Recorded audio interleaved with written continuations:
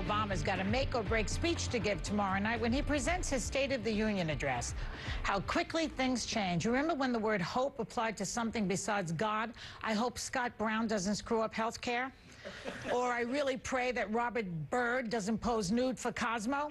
Does a man known for making powerful speeches have another game changer in him? Here to talk about it are my guests. Ron Reagan, political commentator and son of former President Ronald Reagan. Robert Zimmerman, CNN contributor and Democratic strategist. And Liz Winstead, comedian and co-creator of The Daily Show. Okay, it seems to me that he's in trouble, guys, okay? Ron, let me start with you. Do you think Americans, like Bob Herbert says today, are having trouble figuring out who Obama is?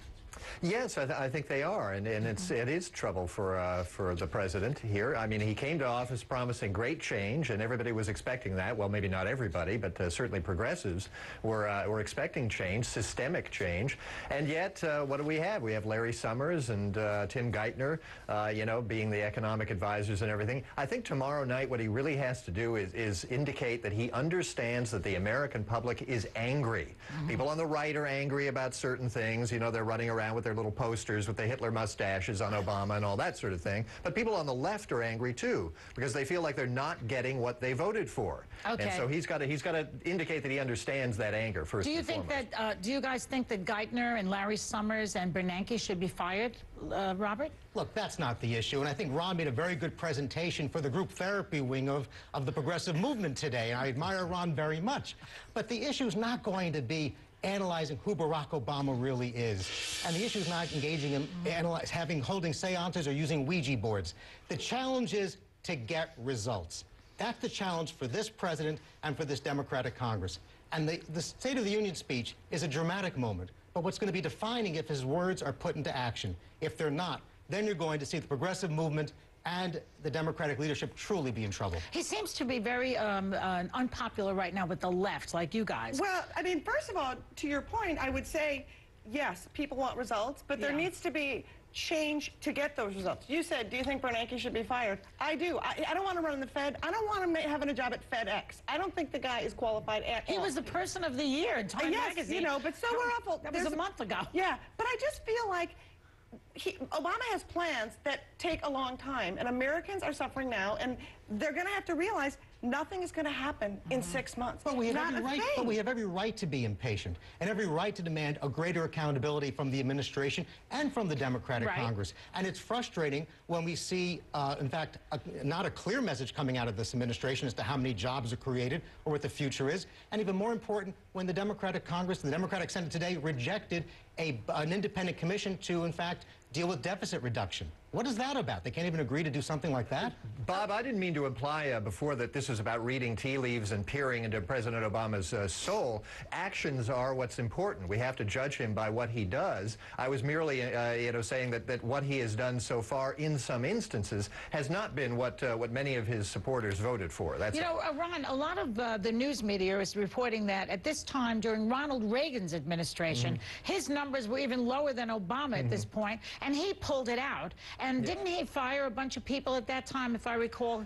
The poll numbers, that's a good observation. This isn't about just President Obama's poll numbers. They're you know, sort of middling, really, when you look at you know, past history here. Yeah. But he's you know, he has to show that he understands that some mistakes have been made here. When you come to office promising transparency, for instance, in the health care debate, and the first thing you do is sit down behind closed doors and cut a deal with Big Pharma so that they're going to be able to charge Americans more than they charge anybody else on the planet, that's a problem. Are we lost in health care now? We're not going to get anything, are we? You know, I really do believe it still can be done. Now, the process is going to be taken, I don't know. The real problem is you already have the Democratic senators and the Democratic House members have already voted for health care reform. Now the question is they're going to get blamed for it back home, whether it's implemented or not. The issue for them now is to explain what this bill is. And to rally America's support behind it to make this, to turn it into reality. Otherwise, they'll never get it put through. They also have to tie it to the fact that job creation is going to hinge on how you keep healthcare costs down, because people cannot create jobs. Small businesses can't create jobs if they can't cover people. And Obama has got to make the case to people that those two things explain that properly. People need to don't be tied together. That. It's important. One of the great successes behind the Reagan era and behind the Clinton era was there was a very defining issue, a very defining philosophy, and a sense of optimism and belief it could be achieved.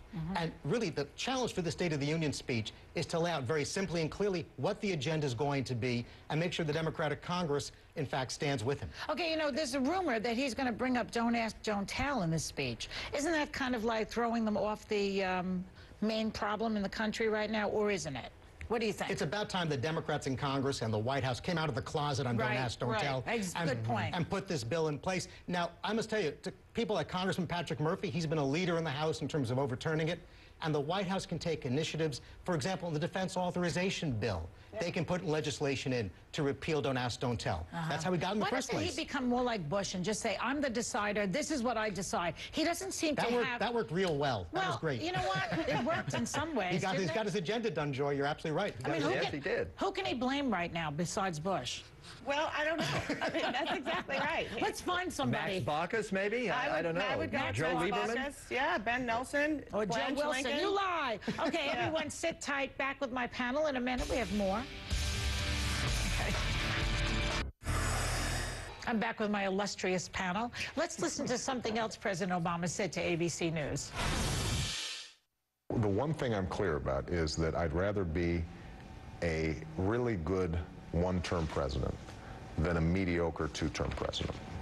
And I believe that. Have we ever had a good one-term president? I don't think we have. And by the way, if he's going to be a mediocre president, he's not going to have a second term. That's right. Yeah, he's going to be a mediocre one-term president. And who says, wow, I was so awesome as president. You know, I'm going to go up and up at Starbucks. I'm just going to hang it up. Do you think he should brag a little bit more too? I mean, That's not his problem. People don't hate us around the world anymore. We don't hear that the banks are closing. The Wall Street is rebounding. I mean, why don't people say, hey, he has accomplished those things and he's not doing a bad job? Because there's no jobs. Well, Ron, what should he do? What's the one thing that he has to do to get the left wing back in his corner?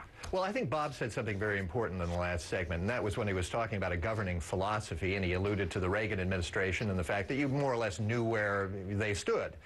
You know, I don't know that you know where the Democratic Party, forget President Obama in particular, but where the Democratic Party stands today. I would say that the person who's emblematic of the party right now is Harold Ford Jr. You remember he ran in Tennessee, lost a Senate race there, moved to New York, and all of a sudden he's pro-choice and pro-marriage equality for gay people. Well, that's all great, but he wasn't that way just a little while ago. So you have to ask yourself, what does this man actually stand for? Yeah, I say, well, he could change. And that's fine, but what does the Democratic Party stand for? If I ask you that question, it stands what is for the answer? Winning. It stands for winning. And by the way, exactly. Same as the that means nothing. And we're not going to win unless we get results. And I should point out, Harold Ford did have 100% NARAL, National Abortion Rights Action League vote in 2004 in Tennessee. Well, that's and good. supported civil unions. So he wasn't bad. Can I just mention but not marriage. Not marriage. No. He also came out very strongly against choice.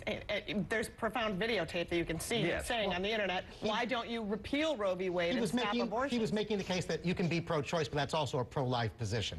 What about Scott Brown? The Republicans are worried that he's really a liberal. He's pro-choice, the guy. Now, they got him. What about that? And how much power... You know what, Scott, again, this newbie, Palin, Scott Brown, they're on the scene, and all of a sudden, literally he won. And Sunday shows were already saying, should he be president? They're like bad speed daters. Well, it's like that sort of cynical John McCain thinking in a way. Let's put Sarah Palin on the ticket. She's unqualified, but let's put her out there. He's handsome. Let's put him out there. But to have the love out of these people when you don't know them. Well, didn't George Bush the first put Dan Quayle because the women thought he was cute? And you know something? The public is always smarter than the pundits. They caught on with Sarah Palin and rejected her.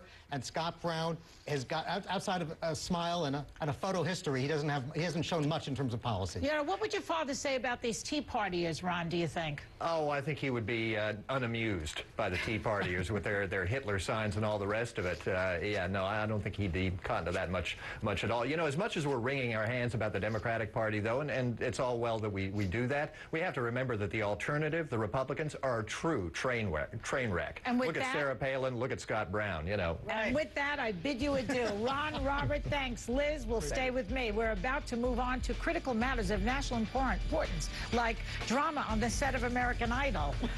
That's this show. You know, that's this show.